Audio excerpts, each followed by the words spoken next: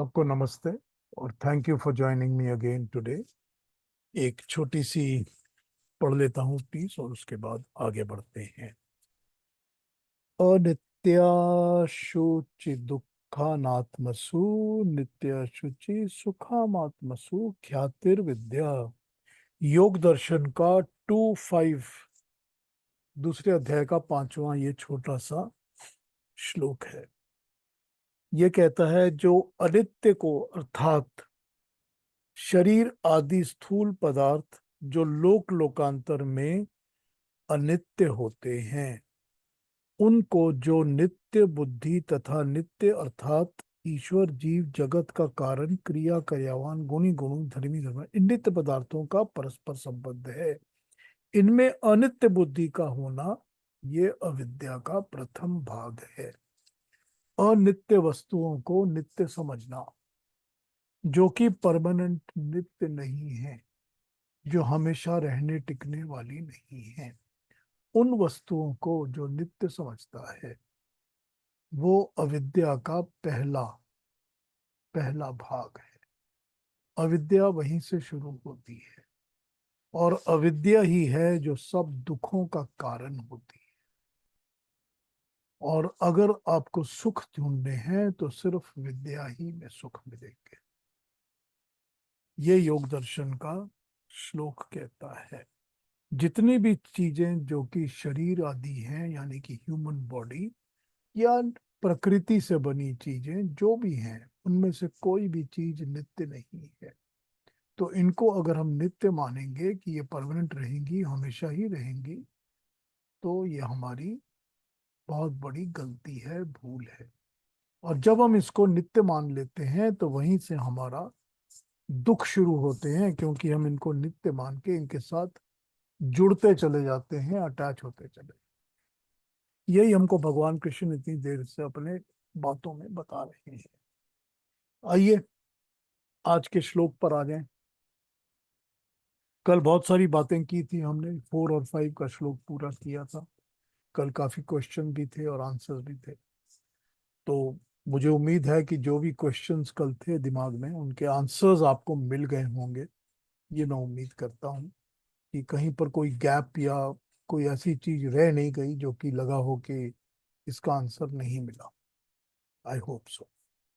तो 4 और 5 को हमने देखा था कि उन्होंने कितने तरह के अलग अलग 20 टाइप्स के अलग अलग बातें उन्होंने दिखा बता दी हैं हमारे को कि इन सब को भी मैं ही जन्म देता हूं या पैदा करता हूं। ये भाव हैं सारे। भाव, भावों की कोई शक्ल या शेप या साइज नहीं होता। तो जो सुख होता है या दुख होता है उसका तो कोई शेप साइज शक्ल नहीं होती। इसी तरह से कोई भी चीज जो भाव समझी जाती है उसका कोई शेप या साइज या शक्ल नहीं हुआ करती। तो जिन चीजों को इन्होंने गिनाया है जैसे अहिंसा है उसका तो कोई शक्ल नहीं है, सत्य है उसका तो कोई शक्ल नहीं है। तो इस तरह उन्होंने 20 अलग अलग चीजें सिखाई हैं। अब ये इन्हीं बातों के ऊपर 5 के बाद 7 में भी उसी पर आ जाएंगे जिसमें ये भूति और विभूति पे बात करेंगे। लेकिन बीच में नंबर 6 में इन्होंने कुछ और बात की है। तो नंबर 6 को एक बार समझ के फिर 7 पे चलते हैं। तो आइए नंबर 6 को पहले समझ लेते हैं फिर उसके बाद हम 7 पे चलेंगे। लेकिन मैं एक छोटा सा पीस पढ़ना चाहता था पहले, इसको एक बार पढ़ के सुनाता हूँ आपको। मुझे उम्मीद है कि आप समझ पाएंगे इसको और समझ लेंगे इसको। एक शब्द है संस्कृत का जिसको कहते हैं औषिज कक्षीवान। तो अगर ये औषिज ज जन्म, तो अगर औषिज कक्षीवान को ट्रांसलेट किया जाए तो लोग कहेंगे उशिज का पुत्र कक्षीवान। जो उशिज उशी से पैदा हुआ है या उशिज से पैदा हुआ है, क्योंकि औषिज और कक्षीवान। अब हम लोग पढ़ते ही हैं रेगुलरली अपनी गीता के अंदर, वो कभी कुंती पुत्र कहते हैं, कभी पृथा का पुत्र कहते हैं, कभी भारत पुत्र कहते हैं। तो इस तरह का यूज करते हैं अर्जुन के लिए। तो यहाँ पर अगर संस्कृत में हम देखते हैं कि औषिज कक्षीवान होगा तो ये एक्चुअली एक्चुअली बड़ी गलत ट्रांसलेशन होगी कि उशिज का पुत्र। सोचने से पता चलता है कि कक्षीवान, कक्षीवान का अर्थ होता है कमर पे बांधा हुआ एक बस्ता, कमर पे बांधा हुआ एक बैग या बस्ता। कक्षी उस पेटी का नाम है जो घोड़े की काठी कसने के लिए पेट पर बांधी जाती है, उसको कक्षी कहते हैं। अब कटी पक्ष तो आपको मालूम है, जब आप अगर योग करते हैं तो कटी पक्ष आसन होते हैं। तो कटी पक्ष आसन वही होते हैं जो पेट के साथ या कमर के साथ कनेक्टेड आसन। तो कक्षी जो है ये वहीं से आया है, और ये बोलते हैं वो जो घोड़े की को की काठी को कसने के लिए पेट पर बांधी जाती है। यानी कि जब लंबा सफर मनुष्य को करना होता है, कोई लंबी ट्रैवल करनी होती है, तो आदमी अपनी कमर पर लपेट लेता है। इसी से वो मुहावरा बना हुआ है कि कमर कस के तैयार हो जाओ। यहीं से वो मुहावरा बना हुआ है कि कमर कस के तैयार हो जाओ। ये अवस्था मनुष्य की तब आती है जब वो संकल्प का उशिक यानी कि आशिक हो जाता है। कक्षीवान अर्थात कमर बस्ता होता तब है जब उसके अंदर ये संकल्प पैदा हो जाता है कि मुझे कोई काम करना ही है। इसीलिए कक्षीवान उशिज की संतान है, ये कहना गलत है। मगर ये कहना होगा कि वो भाव जो पैदा होता है उसको समझना चाहिए। इसी प्रकार छठे श्लोक में जब इन्होंने कहा है कि भृगु, अंगिरा, अगस्त आदि जो ऋषि भी कहलाते हैं वो भगवान के किसी न किसी गुण विशेष को, भाव विशेष को मन में लेकर पैदा हुए, धारण हुए ऐसे मनुष्य हैं। उदाहरण के लिए जैसे अगस्त शब्द को ले लीजिए। अग का मतलब होता है, हम अगस्त ऋषि को सभी जानते हैं कि एक ऋषि हुए, उनका नाम अगस्त है। लेकिन अग का अर्थ होता है अगम्य, अर्थात बहुत मुश्किल, बहुत कठिन किसी काम को पूरा करना। अब ये कह लीजिए कि बहुत बड़े ऊंचे पहाड़ पर जहाँ कोई नहीं चढ़ सकता उसको चढ़ना, जो भी है, यहाँ तक कि असंभव समझा जाता हो ऐसे काम को पूरा करना। इस प्रकार का कार्य करने के लिए जो संघात करे, उस कार्य से चिपट जाए, अपने जैसे लोगों का संगठन भी कर सके और उनको भी लीड करे, उसको अगस्त कहते हैं। तो ये कहना कि वर्ड्स के मीनिंग को गलत तरीके से ट्रांसलेट करना, ये गलत बात होगी। उसी तरह जैसे कि कहा जाता है कि मनुष्य शब्द जो है, मनुष्य मनुष्य शब्द जो है उसका मतलब होता है मनु की संतान। तो ये बहुत गलत ट्रांसलेशन होगी, क्योंकि ये नहीं कहा जा सकता कि जितने मनुष्य हैं वो मनु की ही संतान है। ये बहुत गलत बात होगी। इसीलिए ये कहना होगा कि मनुष्य वो हैं जो मनु के मानस पुत्र हैं, या यूं कहें कि जो उसी तरह के, उसी को फॉलो करके, उसी की थॉट पर चलकर बड़े बड़े पले बड़े हैं, बन रहे हैं, उनको मनुष्य कहा जाता है। जो मानवता का, मनु के बनाए हुए प्रिंसिपल्स को फॉलो करते हैं वो मनुष्य हैं। तो यहाँ पर ट्रांसलेशंस को देखकर ही हमको समझना पड़ेगा कि बात किस तरह से ट्रांसलेट होनी चाहिए।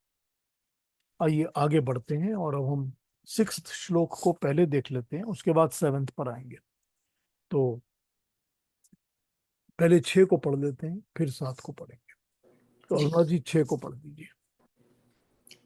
महर्षयः सप्त पूर्वे चत्वारो मनवस्तथा मद्भावा मानसा जाता येषां लोक इमाः प्रजाः।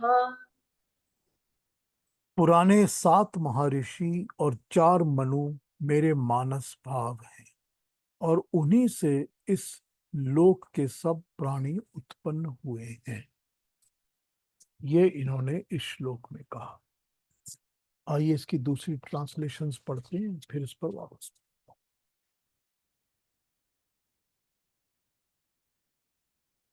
मानव सृष्टि के आदि काल में 7 ऋषि और 4 मनु, ये वही थे जिन्होंने मेरे वेद ज्ञान द्वारा दिए हुए किसी भाव को अपने मन में इस प्रकार धारण किया कि वो भाव उनके चरित्र का अंग बनकर मूर्तिमान हो उठा।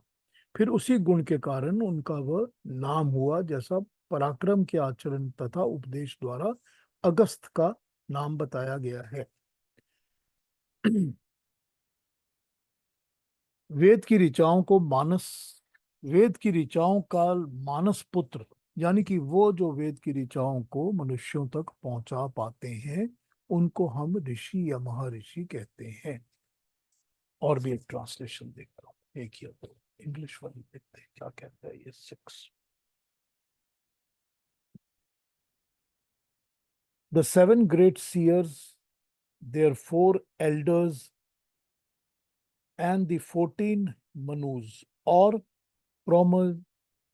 progenitors of mankind, Swayambhu, etc., were all devotees of me. They were all born by my will. From them, all these creatures in the world have descended.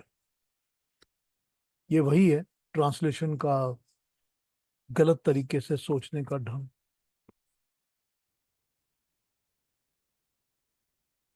एक और पढ़ता हूं, फिर बात करते हैं इसमें। सृष्टि रचना के समय 7 महर्षि और 4 विरक्त सनक आदि जीवों को उत्पन्न करने वाले, पूर्ण ब्रह्म दिन में होने वाले 14 मनवंतरों में परिवर्तनों को लाने वाले मनु, सब के सब मेरे यानी कि परमात्मा के संकल्प से योजना अनुसार उत्पन्न हुए। इनसे ही संपूर्ण प्रजाओं की उत्पत्ति हुई है। सृष्टि रचना में परमाणुओं की साम्यावस्था भंग होने से लेकर पूर्ण विकसित जगत के बनने तक, विघटन होते होते पुनः परमाणु की साम्यावस्था बनने तक पूर्ण प्रक्रिया 14 मनवंतरों में बांटी गई है। ये माना जाता है कि प्रत्येक मनवंतर के बदलने पर परमात्मा की शक्ति से रचना में मोड़ आता है। ये मोड़ परमात्मा की कृपा से ही आता है। पृथ्वी बनने पर उस पर मानव सृष्टि होने से पहले 6 महर्षि उत्पन्न हुए और सनक आदि विरक्त जीव उत्पन्न हुए। महाभारत में महर्षियों की संख्या 6 कही है, यहाँ 7 कहा है। महर्षि उनको कहा गया है जिन्होंने छंदों को तरंगों के रूप में प्रकट ग्रहण करके वेदों को मानवीय भाषा में प्रकट किया है। इन 6 महर्षियों के नाम मरीचि मरीचि, अत्रि, अंगिरा, पुलस्त, पुलह और क्रतु, और 7वां महर्षि ब्रह्मा को माना गया है। ये महर्षि गण और ब्रह्मा अमैथुनी सृष्टि के थे। इनको परमात्मा के कृतित्व की शक्ति ने ही उत्पन्न किया था। ये सब परमात्मा के बनाए हुए योजना के अनुसार ही काम कर रहे थे। अब यहां पर भगवान कृष्ण जब अपनी बात कर रहे हैं और जब ये बात कह रहे हैं कि जितने तरह के भाव हैं या जो भी सृष्टि की स्थूल और सूक्ष्म जितनी भी वस्तुएं हैं, वो सृष्टि की मेरे ही द्वारा उत्पन्न की गई हैं। मैंने ही उनको पैदा किया है। अब उन्होंने पहले आपको बता दिया कि जो चीजें आपको आंखों से दिखती हैं, यानी कि फिजिकल वर्ल्ड जो दिखता है, जो भी प्रकृति आपके सामने पेश कर रही है, प्रस्तुत कर रही है, वो सब कुछ मैंने ही जन्म दिया है, मैंने ही पैदा किया है। ये तो इन्होंने बता दिया यहाँ पर। उसके बाद इन्होंने बता दिया आपको कि जो भाव आपके अंदर हैं, यानी कि सत्य है, अहिंसा है, सुख है, गुण है, जो भी भाव आपके अंदर हैं, वो भी सब मैंने ही पैदा किए हैं। ये भी बात हो। अब उस बात को करने के बाद अब ये आ रहे हैं इस पोर्शन के ऊपर जहां ये कह रहे हैं कि जितने महर्षि हुए हैं और जो अलग अलग मनु हुए हैं, वो भी सब मैंने ही जन्म दिए हैं, मेरे ही पुत्र हैं। इसको अब यूं समझना पड़ेगा कि हमने आपको बताया कि जो क्रिएशन है, पूरी की पूरी सृष्टि जो है, 4 अरब 32 करोड़ साल की पूरी क्रिएशन, इसको हम 7 इक्वल भागों में बांटते हैं, क्योंकि 7 इक्वल भागों में ही इसकी डेवलपमेंट को समझा जा सकता है। तो 7 इक्वल भागों में जब हम इसको बांटते हैं, तो ये बनती है जाके 7 मनवंतर। हम इसको एक एक मनवंतर कहते हैं। मनवंतर का मतलब होता है जो अंतर, डिफरेंस पिछले वाले से हो जाता है, वो वाले को हम मनवंतर कहते हैं। तो ये 7 मनवंतर माने गए हैं। 7 मनवंतर यूं होते हैं कि उसमें सृष्टि का major change in creation, noticeable change हो जाता है। हर मनवंतर में ये माना गया है कि एक उसका लीडिंग फैक्टर होता है। उस लीडिंग फैक्टर को ही वो मनु कहते हैं। जो मनवंतर का लीडिंग फैक्टर होता है उसको मनु कहते हैं। और मनु ऑब्वियसली जो लीडिंग फैक्टर होता है वो परमात्मा के बनाए नियम और परमात्मा की बनाए हुए सिस्टम और योजना के अनुसार ही चलता है। तो इसीलिए उसको मनु कहा गया है कि वो मनु जो है वो ईश्वरीय नियमों का पालन करने वाला है। और हम कहते हैं कि जब हम मनु को फॉलो करते हैं तो उसका मतलब है हम मनुष्य हैं, हम ईश्वर के नियमों को फॉलो करते हैं। तो वहां से मनुष्य आता है। और मनुष्य, मनु कहना हर वक्त कोई ह्यूमन फॉर्म ही होगा ये जरूरी नहीं है। ये कोई भी नेचुरल एट्रीब्यूट, जो नेचुरल स्ट्रेंथ होती है, नेचर की, प्रकृति की ताकत होती है, उसको मनु कहा जा सकता है। तो जब क्रिएशन बन रही है तो हमने इस तरह से 14 मनु के नाम दे दिए कि ये फैक्टर मेजर था जिसने इस वक्त इस चीज को रूल किया और इस तरह से क्रिएशन बनी। अब हमने एक वैवस्वत मनु भी कहा हुआ है। जो वैवस्वत मनु है वो है जिसने कि सूरज को कंट्रोल करके, रूल करके इस दुनिया में लाके बनाया। तो वो वैवस्वत मनु है। तो इस तरह से हम अलग अलग मनुओं को कहते हैं जिन्होंने क्रिएशन में पार्टिसिपेट किया। अब ये मनु जो हैं वो सब मेरे बेटे हैं। इसको समझने की जगह ये कहा जा सकता है कि ये जो मनु हैं ये परमात्मा के बनाई हुई क्रिएशन का पार्ट है, वो उसके अनुसार चलते हैं। तो यहाँ पर उसको मानस पुत्र कहा जाएगा। उसी तरह से जो ऋषियों का इन्होंने नाम लिया है कि जो 6 ऋषि पहले हुए और 7वां ऋषि जिसने कि सारे के सारे ज्ञान को हमको बांटा, यह हमको उन वेद की वाणी को मनुष्यों के लिए ट्रांसलेट करके, सिंप्लीफाई करके समझाया। उन सब को हम ऋषि या महर्षि कहते हैं। तो जिनको हम ऋषि और महर्षि कहते हैं, ये ठीक है कि वो अमैथुनी सृष्टि में ही पैदा हुए थे। लेकिन ये कहना कि वो परमात्मा ने आके यहाँ पर उनको पैदा किया है, ये थोड़ा सा ट्रांसलेशन में गड़बड़ी हो जाती है। इसलिए यहाँ ये समझना पड़ेगा कि वो मानस पुत्र हैं, कि जैसा थॉट मैं चाहता हूं वैसे ही हैं ये। मेरा जो सबसे अच्छा चेला है, जो मेरी क्लास अटेंड करता है, जो मेरी हर बात को मानता है, वो मेरा मानस पुत्र है। वो गुरु का मानस पुत्र है जो उसका चेला है। अमैथुनी सृष्टि, जबकि ह्यूमन इंटरेक्शंस के पहले जो बच्चे पैदा होते थे, जो कि धरती पुत्र कहे जाते थे, जिसको हम अमैथुनी, मैथुनी सृष्टि वो होती है जब मेल एंड फीमेल एक दूसरे के साथ मिलके कोई बच्चा पैदा करते हैं। उसके पहले इस सृष्टि में तो मानव पैदा हो चुका था। मनुष्य जब पहले पैदा होते थे तब वो धरती पुत्र होते थे, वो धरती में से पैदा होते थे, जमीन से, अर्थ से पैदा होते थे। उनके ऊपर सूरज की किरणें जो हैं वो पिता का काम करती थी। सूरज की किरणें फर्टाइल करती थी और अर्थ में से वो जन्म लेते थे। और वो जन्म लेते थे कुछ कुछ कुछ बड़ी हो गई उम्र के अंदर, एकदम बेबी फॉर्म में जन्म नहीं लेते थे। ऐसे फॉर्म में जन्म लेते थे कि जब वो अपने काम खुद कर सकते थे। उनको धरती पुत्र कहा जाता था। अमैथुनी सृष्टि की उत्पत्ति। तो ये पहले ऋषि जो थे ये अमैथुनी सृष्टि में ही पैदा हुए थे। और इन्होंने परमात्मा की वेद वाणी को सुना, सुन के हम लोगों के लिए उसको ट्रांसलिटरेट करके हमारे सामने प्रेजेंट किया, जो हमको समझ में आई। तो ये इसमें यही कहा गया है कि ये सब भी वो थे जो कि मेरे ही मानस पुत्र थे, या मेरे ही थॉट प्रोसेस के, मेरे ही बनाए हुए थॉट्स को फॉलो करने वाले लोग थे। अब ये क्यों कहा गया यहाँ पर? अभी तो ये अपनी स्थूल और सूक्ष्म सृष्टि की बात कर रहे थे, अभी कर रहे थे कि जो सारी दुनिया क्रिएशन दिख रही है वो मैंने बनाई हुई, और उसके अंदर जो भाव दिख रहे हैं वो भी मैंने बनाया हुआ है। तो अब ये यही बता रहे हैं कि जो ज्ञान देने वाले हैं या जो लीडर्स हैं सोसाइटी के क्रिएशन के, वो भी मैंने ही बनाए हैं। तो जो ज्ञान तुमको मिल रहा है वो ज्ञान भी मेरा ही है, क्योंकि मेरा ही ज्ञान ये तुमको बांट रहे हैं।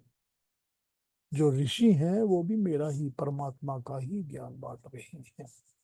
और जो मनु है, मनवंतर के शुरू में जो इनटेक लीडर बन जाते हैं, चार्ज ले लेते हैं, वो भी मेरी ही शक्ति है, वो भी मैंने ही बनाया है। मेरे ही रूप को फॉलो करके वो इस तरह काम करते हैं। इस थॉट से इस श्लोक को कहा गया है इस जगह पे। तो इसको इसी तरह समझना पड़ेगा ताकि हम इधर उधर भटके नहीं। ठीक है, तो सेवेंथ पे आ जाए। किसी को कुछ पूछना हो तो पूछ लीजिए।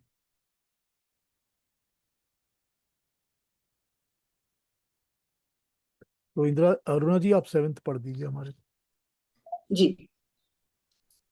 एतां विभूतिं योगैश्च मम यो वेत्ति तत्त्वतः सोऽविकम्पेन योगेन युज्यते नात्र संशयः। Thank you Aruna ji, thank you.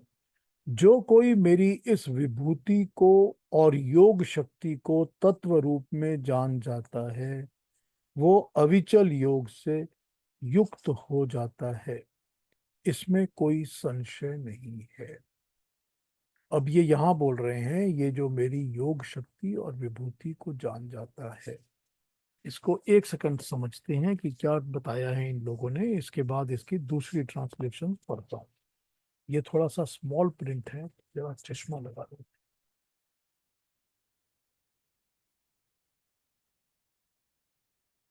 संसार में जो कुछ भी उसका उद्गम, जो कुछ भी है उसका उद्गम भगवान ही है। सब कुछ उसी की विभूति है। इस विचार का आगे विस्तार से कहना है। उसी की भूमिका बांधते हुए 4 5 6 श्लोकों में कहा है कि बुद्धि आदि सूक्ष्म तत्व तथा महर्षि मनु आदि स्थूल मानव सब भगवान से उत्पन्न हुए हैं। भगवान की ये विभूतियां हैं। ये सूक्ष्म स्थूल विभूतियां क्या हैं? 5 6 4 5 6 में उन्होंने ये बताया है कि सब कुछ मेरा ही बनाया हुआ है। जो भी कुछ है ये मेरा बनाया हुआ है। अब ये यहाँ पर क्या बता रहे हैं? यहाँ बता रहे हैं सूक्ष्म विभूतियां, मतलब माइन्यूट चीजें जिनको हम देख नहीं सकते लेकिन वो होती हैं। इसकी उन्होंने बुद्धि, ज्ञान, भय, अभय, अहिंसा, समता, सुख दुख, शम दम वगैरह के नाम से इन्होंने गिनवाया है। ये 20 तरह के सूक्ष्म तत्व गिनाए हैं। इन्हें गीता ने भाव कहा है। भाव का मतलब होता है भवति इति भाव। जो हो रहा है, भूयमान है, प्रक्रिया में चल रहा है, वो भाव है। भाव वो है जो हो रहा है, जो हमको लगता है कि है, हो रहा है। हमको डर लगता है तो लगता है कि डर लग रहा है। हमको खुशी होती है तो लगता है कि सुख हो रहा है, खुशी हो रही है। वो होता है भाव। संसार में ये प्रक्रिया हो रही हैं, चल रही हैं, इसलिए इनको भाव कहा है। संसार में बुद्धि काम करती हुई दिखाई देती है, ज्ञान विकासमान दिखता है, सत्य अपने को प्रकट कर रहा है। ये जो प्रक्रियाएं हो रही हैं, भूता नाम भावा भवंती, सब प्राणियों के अंतःकरण में भिन्न भिन्न प्रकार की मानसिक क्रियाएं हो रही हैं।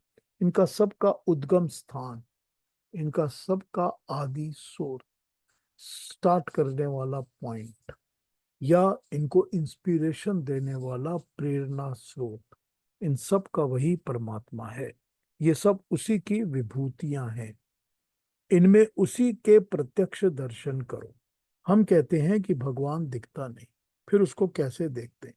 गीता कहती है कि बुद्धि, ज्ञान, क्षमा, सत्य, दम, शम, 20 तत्व नहीं दिखते, किंतु न दिखते हुए भी ये बेवकूफ से बेवकूफ इंसान भी जानता है कि ये हैं। तो जब वो जानते हैं कि ये हैं, तो जो नहीं दिखता उसको नहीं मानना, ये कहीं का टॉप लॉजिक नहीं बैठता। इनको देखना ही, इन्हीं के थ्रू भगवान को समझना है। इन सूक्ष्म विभूतियों का ये अर्थ नहीं है कि ये इतनी ही हैं, 20 ही हैं। यहाँ पर जो गिनाई है, संसार में तो असंख्य सूक्ष्म तत्व हैं, हजारों लाखों की तादाद में। यहाँ पर सिर्फ 20 गिनवाए हैं। सभी सूक्ष्म तत्व भगवान की विभूतियां हैं। विभूति सिर्फ भावनात्मक ही नहीं होती, अभावनात्मक भी होती है। अभावात्मक, जैसे गीता में 16 भावात्मक सूक्ष्म विभूतियों की परिगणना की है, वहां 4 अभावात्मक सूक्ष्म विभूतियों की परिणाम परिगणन भी किया गया है। अभावात्मक में अभावात्मक विभूतियों में सुख दुख, भव अभाव, भय अभय, यश अयश, इन्हीं का उदाहरण से बुद्धि के साथ अबुद्धि, ज्ञान के साथ अज्ञान आदि की भी कल्पना कर लेनी चाहिए। गीता का तात्पर्य यह है कि जितनी भी सूक्ष्म भावात्मक तथा अभावात्मक तत्व हैं, इन सब को हम न देखते हुए भी समझ तो सकते हैं, देख तो सकते हैं। इन सब का उद्गम वही न दिखने वाला भगवान, वही परमात्मा है। अब इनको देख लिया तो समझ लो कि परमात्मा को देख लिया। सृष्टि के आदि में जो 7 महर्षि हुए हैं और 4 मनु हुए हैं, ऐसा पुराणों आदियों में कथानक प्रसिद्ध है। सृष्टि के आदि में कोई ना कोई तो हुए, नहीं तो ये सारी सृष्टि स्थूल कहाँ से चल सकती थी। जो कोई भी आदि सृष्टि में स्थूल रूप में हुए, जिनसे आगे सब प्राणी उत्पन्न हुए, वो सब भगवान के मानस भाव हैं। मद भावा मानसा जाता, ये सब भगवान के मानस भाव हैं। इसका अर्थ होता है कि जैसे बुद्धि, ज्ञान, क्षमा, सत्य आदि सूक्ष्म तत्व भगवान के ही मानस भाव हैं, वैसे ही संसार के स्थूल प्राणी भी भगवान के ही मानस भाव हैं। उसी के संकल्प मात्र, उसी के संकल्प से उत्पन्न हुए हैं। ये यहाँ पर इसका बेसिक थॉट है जो समझाना चाह रहे हैं। इसकी दूसरी ट्रांसलेशन भी देख लेता हूँ, फिर आपसे बात करता हूँ।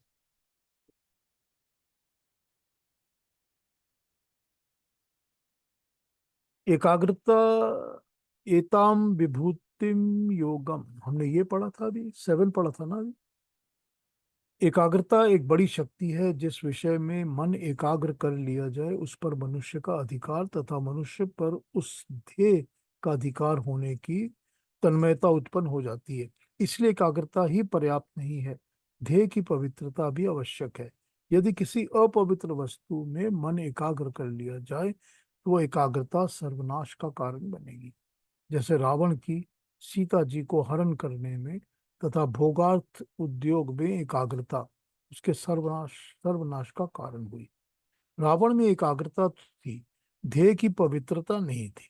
इसीलिए नाना विभूषित सब ऋषियों के ज्ञान का आदि स्रोत ही सर्वोत्तम ध्येय है। भगवान जो मेरी इस विभूति को भगवान कहते हैं कि जो मेरी इस विभूति को तथा योग अर्थात चित्त वृत्ति की एकाग्रता की विद्या को ठीक ठीक जानता है, वो पवित्रतम ध्येय में चित्त एकाग्र करने के कारण अविकंप योग से युक्त हो जाता है। इसमें संदेह नहीं है, क्योंकि इसमें ध्यान की एकाग्रता भी है और ध्येय की पवित्रता भी है। यानी कि ध्यान लगाने की एकाग्रता, और किस पर ध्यान लगा रहे हैं, ध्येय, उसकी भी पवित्रता है। और देख लेते हैं क्या कह रहे हैं। He who knows in reality this supreme divine glory and supernatural power of mine gets established in me through unfaltering devotion of this there is no doubt about.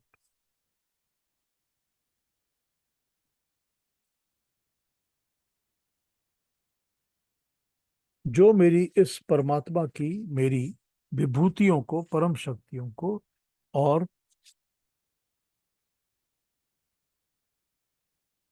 संयुक्त करने के सामर्थ्य को तत्व से जानता है, वो अचल योग द्वारा मुझे परमात्मा में आकर स्थित हो जाता है। इसमें कोई संशय नहीं है।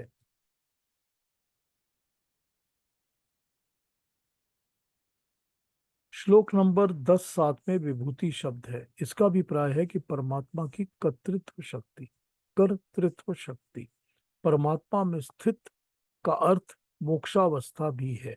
इसका सामान्य अर्थ होता है परमात्मा के अस्तित्व को स्वीकार करने वाला।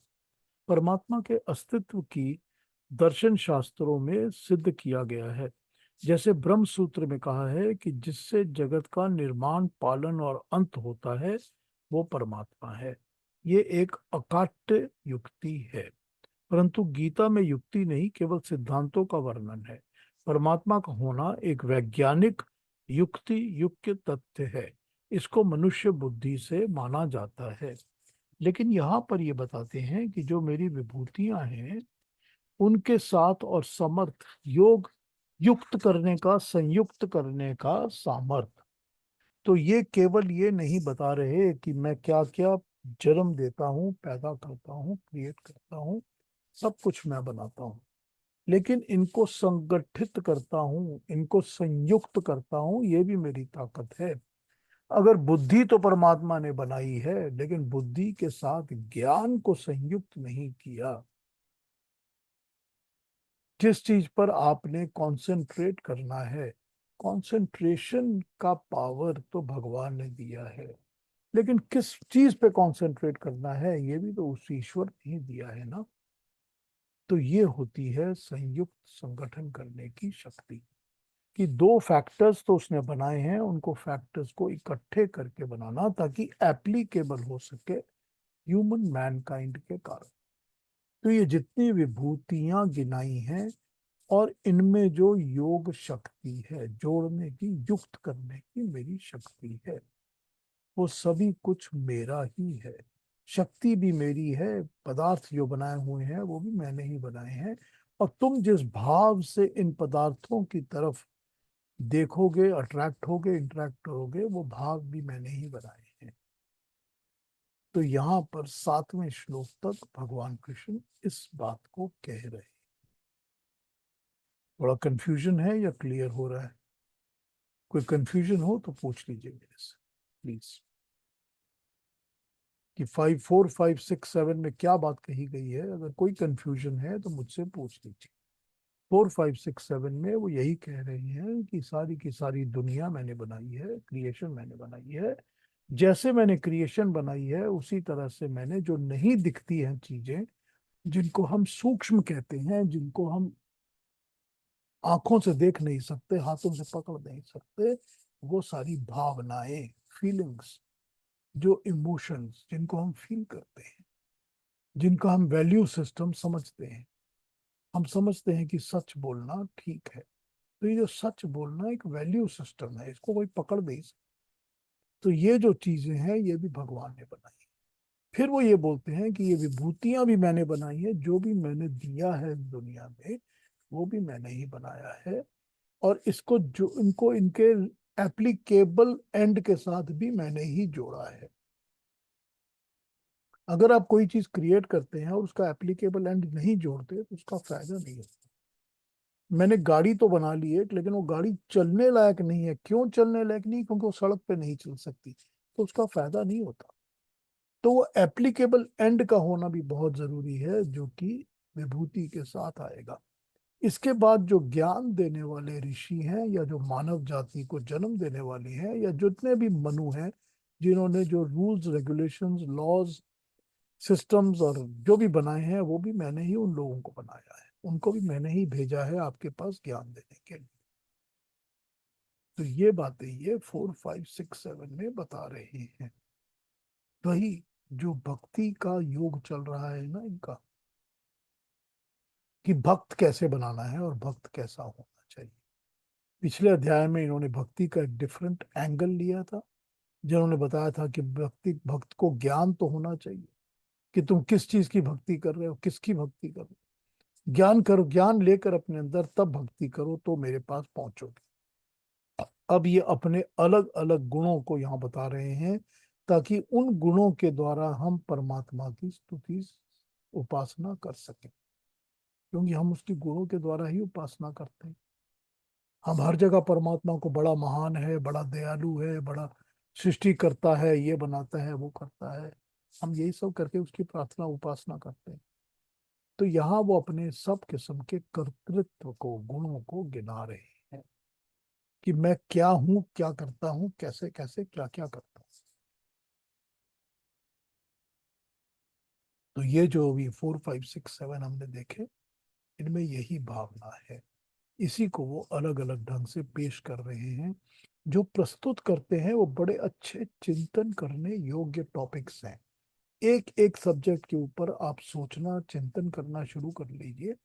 जब ये कहते हैं कि शम और दम मैंने बनाया है, सोचिए कि क्यों बनाया है, कि क्यों वो कहते हैं कि अपनी इंद्रियों को कंट्रोल में रखो, उनके ऊपर, मन के ऊपर अपने कंट्रोल रखो, और अपने इंद्रियों को भी कंट्रोल में रखो, और ज्ञान के द्वारा बुद्धि को चलाओ। तो ये सब बातें जो करते हैं, ये बड़े ही सोचने वाली बातें हैं। एक एक के ऊपर हम बहुत बहुत देर तक इसकी चर्चा करके इसके ऊपर बात कर सकते हैं।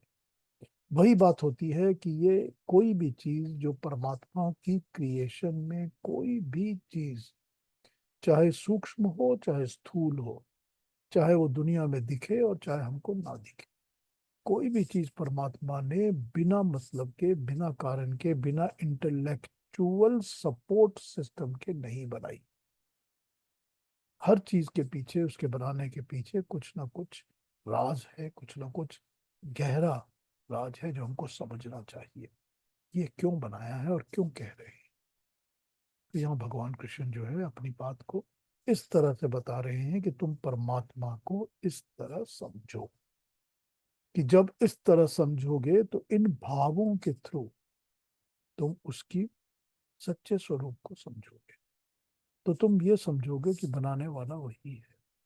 कि ये जो ऋषि मुनि हमको दे के गए हैं, हम उन ऋषियों की पूजा कर सकते हैं कि वो बहुत महान थे, उन्होंने हमको सारा ज्ञान दिया, लेकिन उनको भी मैंने ही बनाया है। तो ये सब कुछ समझकर ही हम परमात्मा की पूजा कर सकते हैं।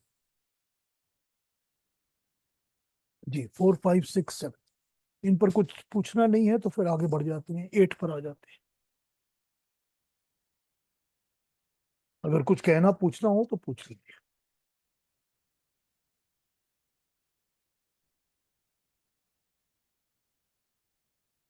अब ये 8 में अपने जो आर्ग्यूमेंट है उसको थोड़ा सा ऑल्टर कर लेंगे, थोड़ा सा चेंज कर लेंगे। पर आइए 8 को पढ़ते हैं और 8 के बाद देखते हैं, आज टाइम रहा तो फिर 9 भी कर लेंगे।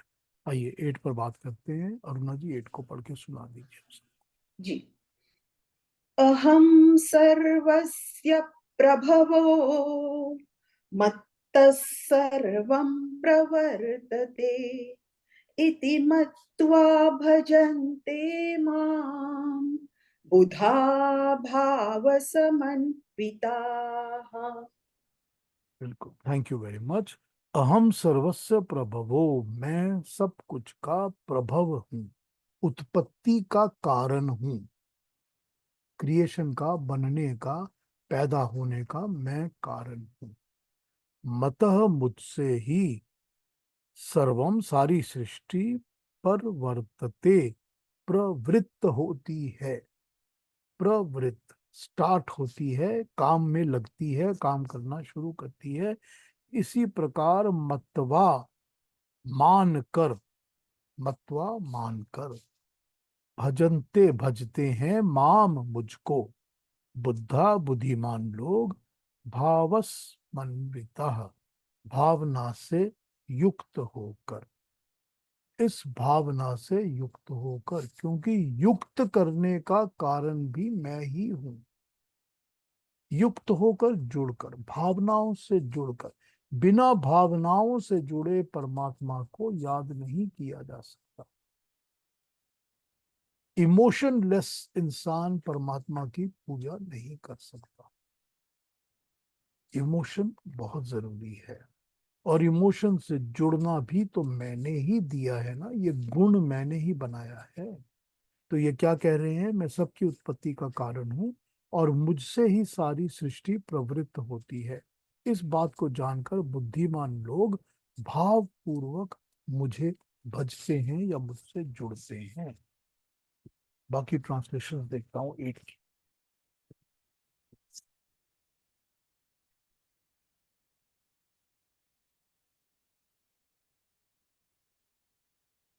हे अर्जुन, प्रभु कहते हैं कि मैं सबका उत्पत्ति कारण हूँ तथा संसार का सारा चक्र मुझसे ही प्रवृत्ति प्राप्त करता है।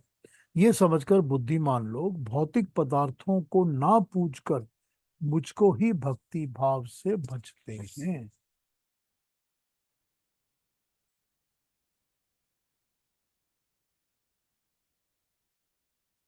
I am the source of all creation and everything in the world, everything that moves because of me.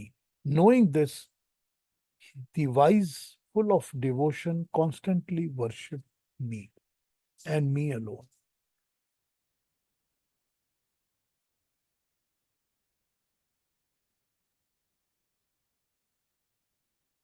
मैं परमात्मा ही सब जगत की उत्पत्ति का कारण हूँ। मुझसे परमात्मा से ही सारा जगत व्यवहार करता है, व्यवहृत होता है।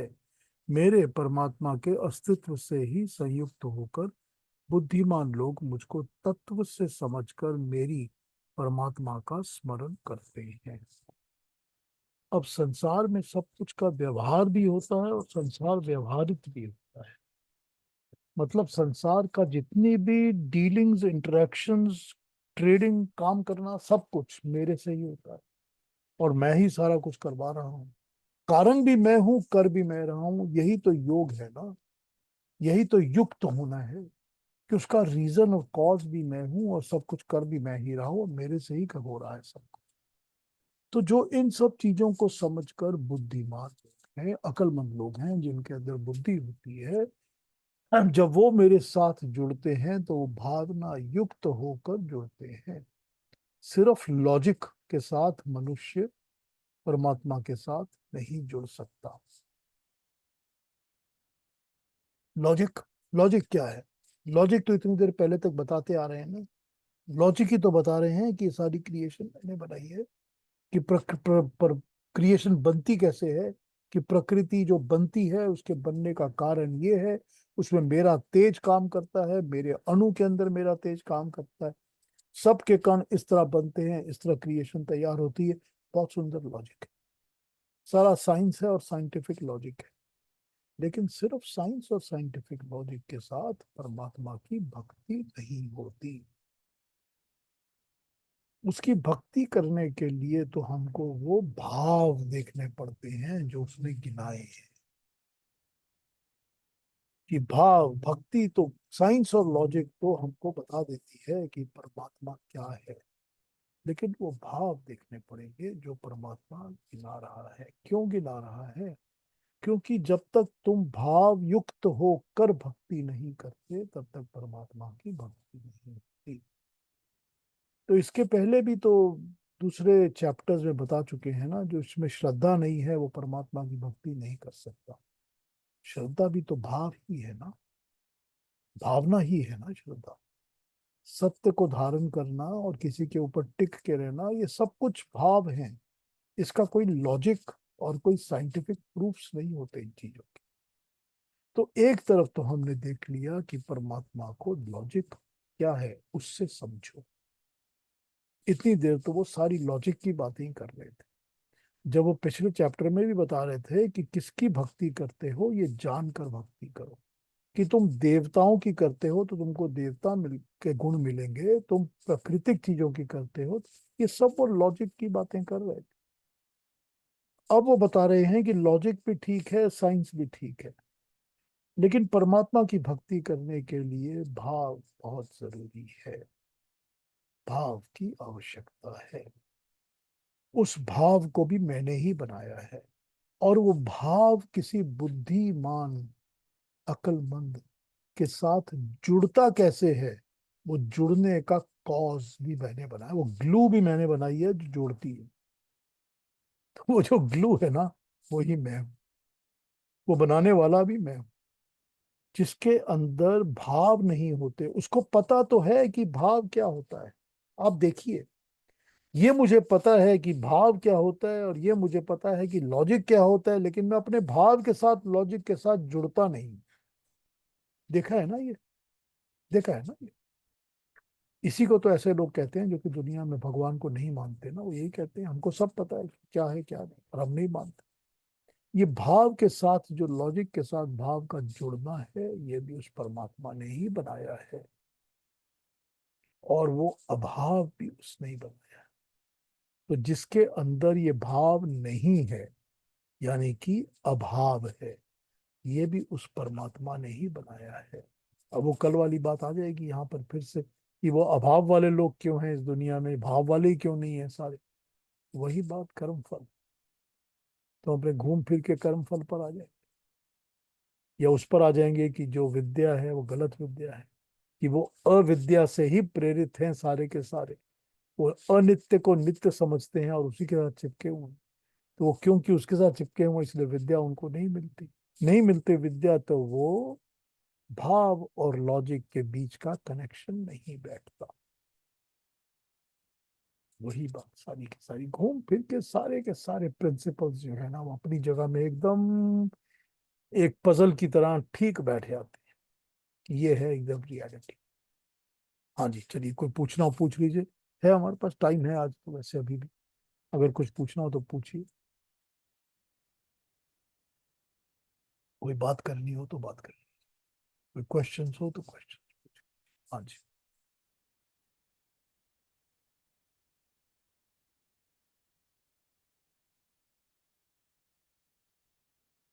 ऋषि, एक सवाल मन में आया बताइए ना इंदिरा जी।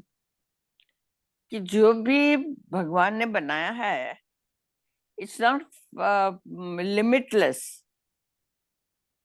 उसमें वो नहीं, सब में बाउंड्रीज और नियम और सब होते हैं, और ऐसा कोई चीज नहीं है कि जिसमें एकदम खुला छोड़ दिया हो। खाली कर्म फल करने को खुला छोड़ दिया है। क्या मतलब है, क्या कह रही हैं आप? कि भगवान ने जो नियम बनाए हैं वो सभी, each one is complete by itself, उनके नियम। ठीक है। वो मेरा समझ में आया। ठीक है। और कोई भी ऐसा नहीं है कि जिसमें नियम ही नहीं है। ठीक है। कर्मफल में भी नियम है। कर्मफल में भी नियम है। हाँ, तो बिना नियम के तो कुछ बनाया नहीं है। नथिंग इन द क्रिएशन हाँ, is not, nothing in the creation is an unintelligent creation. Yes, it कुछ इज भी नहीं। All, it has a boundary also. सबकी सबकी लिमिट, सबकी अपनी क्रिएशन की अपनी अपनी लॉजिक रीजन सब कुछ है। हम्म। सबकी पूरी इंटेलिजेंट सिस्टम है जिसके थ्रू परमात्मा का काम चलता है। हम भी तो उसी से इंटेलिजेंस बोरो करके काम करते हैं ना। हाँ, मेरे को ये समझ में आया, तो मैंने सोचा पूछ के देखो क्या। जी बिल्कुल ठीक, बिल्कुल ठीक कहा। और कहेंगे कोई कुछ? पीयूष, आपकी आवाज बहुत कम आती है। आप थोड़ा पास रख के जोर से बोला करो। आपकी आवाज नहीं आती ठीक से। मेरी आवाज ठीक नहीं आ रही? मतलब थोड़ा लाउडली बोला करो। सम आई कांट, मतलब बाकी सबकी आवाज आती है क्लियर। अच्छा, मैं थोड़ा जोर से बोलता हूँ, ठीक है। हाँ, जोर से बोला ऐसे ही करो। कर लूंगा, थोड़ा जोर से बोला करूंगा। हाँ। नहीं, यहाँ तो बहुत क्लियर आती है, जोर से आती है आवाज। यहाँ पे भी नहीं, हमारी भी क्लियर है, हाँ। पूरी आवाज आती है। हाँ, नहीं, हाँ नहीं, वो आवाज दिल्ली है लेकिन दिल्ली लो है। दिल्ली पहुंचते पहुंचते थोड़ी हल्की हो अच्छा, जाती दिल्ली दूर है इसलिए। अहमदाबाद नजदीक है, दिल्ली दूर है। है। हाँ, दिल्ली ऐसा है वो जो जब पीछे आप आई थी ना, बोलते अब हो दिल्ली ना, दूर नहीं। जब आप बोलते हो ना, हाँ, केवल जैसे पढ़ रहे हो तो जब फेस चेंज होता है ना, तो एकदम विस्पर जैसा हो जाता है। आई डोंट अच्छा। Think it's a question of distance. जब गला नीचे होता है ना, तो फिर वो अलग आवाज आ हाँ, जाती है, थोड़ा उसमें थोड़ा हाँ, फर्क पढ़ते पड़ता है, वक्त थोड़ा फर्क पड़ता रीडिंग दैट्स करते हुए। है। हाँ ठीक है। इट्स नॉट कि आवाज ऊपर नीचे नहीं जा रही वैसे। हाँ ठीक बात। That's what we have noticed that मैंने कभी अब ये तो you are speaking, you can't say oh let me do this। ठीक तो बात। थोड़ा बहुत तो ये होगा, लेकिन डिस्टेंस की बात नहीं है ये। ठीक है, I will maintain a little higher That's- volume of my voice. Let me try to do that. ये आवाज ठीक ता, रहती है, लेकिन ताकि दिल्ली तक पहुंच सके। जैसे आप पढ़ रहे हैं ना, तो कई बार होता है अच्छा भी हाँ तो नहीं, पर नीचे जब गला नीचे होके पड़ता है तो फिर गला थोड़ा दब जाता है। that's what happens।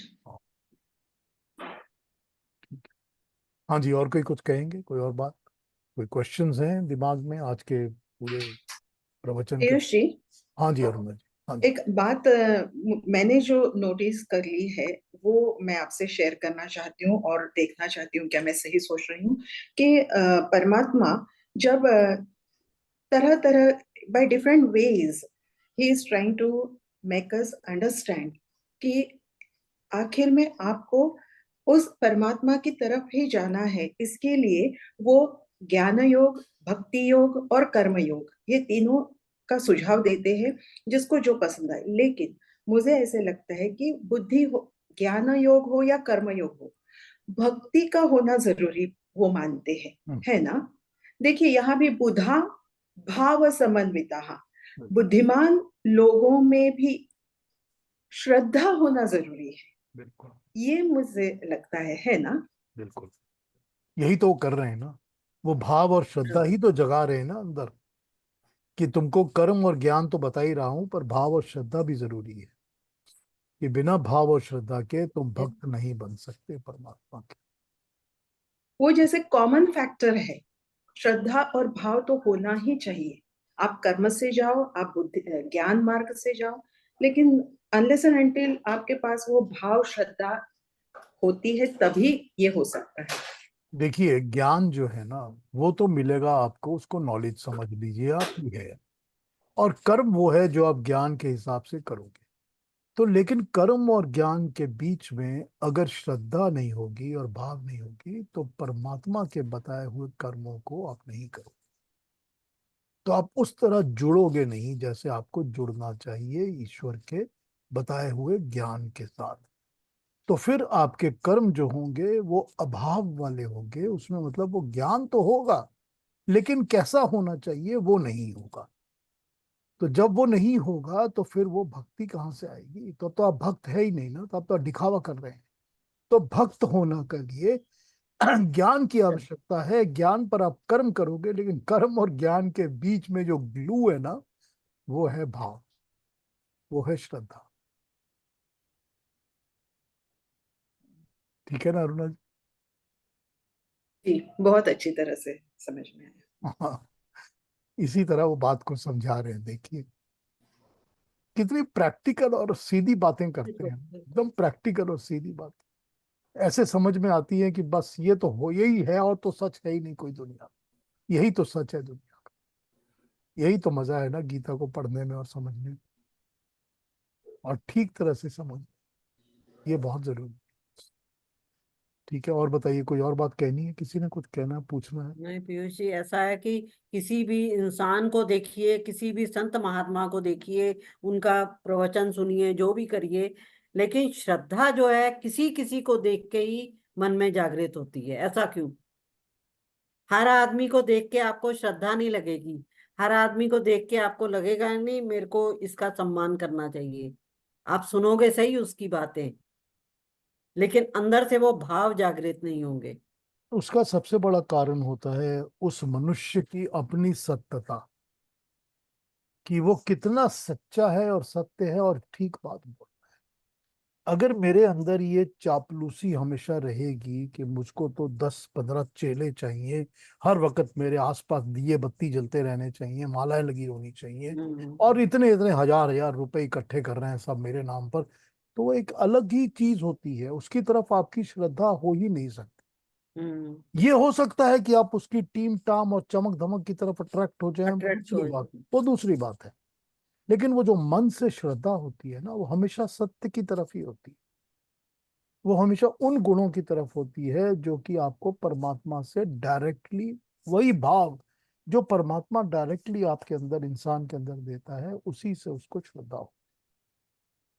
इसीलिए श्रद्धा उनसे नहीं होती, क्योंकि वो उनके अंदर आर्टिफिशियलिटी है, नेचुरल नहीं है। तो जो नेचुरल होगा उसके साथ श्रद्धा होगी। बहुत सही। जरूर। हाँ जी, और कोई बात? वैसे तो ये किसी नॉर्मल इंसान को देख के भी पता लग जाता है बिल्कुल सत्य कौन है और कौन नहीं सत्य है, कैसा है, बिल्कुल बिल्कुल पता लग जाता, किसी को एकदम देख के, पता लग जाए। किसी को देख के मन में श्रद्धा होती है, किसी को देख के नहीं, देख के नहीं होती है, बिल्कुल, सही है। ये तो सच है, ऐसा ही होता। ठीक है, तब अगले सैटरडे मिले। अगले सैटरडे तो बहुत दूर है पीयूष जी। तो इंदिरा जी, आपका जब दिल करे मुझसे बात कर लिया करिए। जब इसका जिसका दिल करे मुझसे बात कर सकता है, ऐसी कोई प्रॉब्लम नहीं है। सकता है एक महीने हाँ, के लिए।